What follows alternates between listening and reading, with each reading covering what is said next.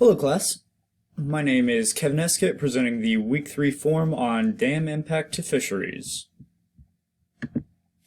The location I chose for this week's assignment is Oregon since I'm currently stationed here.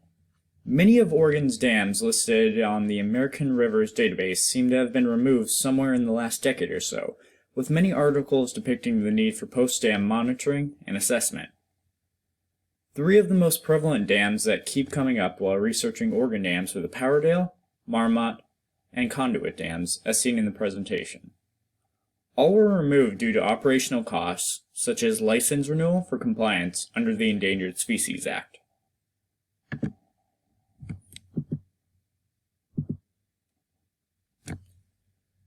Many of the same species travel through the interconnected rivers that can be blocked off by dams.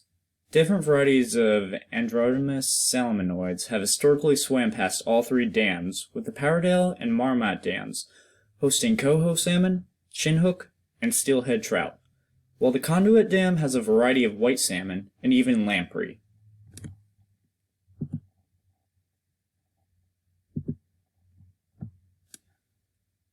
When it comes to fisheries threats from dams, even after their removal, it is currently uncertain to what extent wild species will return to previously assessed stock levels without proper monitoring. Salmon that traveled Oregon's rivers provided a wealth of nutrients and biomass, but in recent years, many species were listed as threatened or endangered. Dams played no small part in this issue by reducing species habitat, thereby concentrating areas for food and spawning. Upstream and downstream areas changed with migration paths being altered, ultimately hindering the development of many species.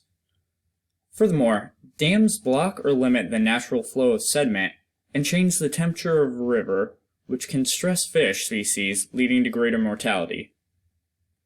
In the case of Powerdale Dam, both hatchery and wild fish were manually moved past the structure, but limited number of wild fish passing through also limited genetic diversity that would have accumulated throughout wild species, which breeding is less effective at.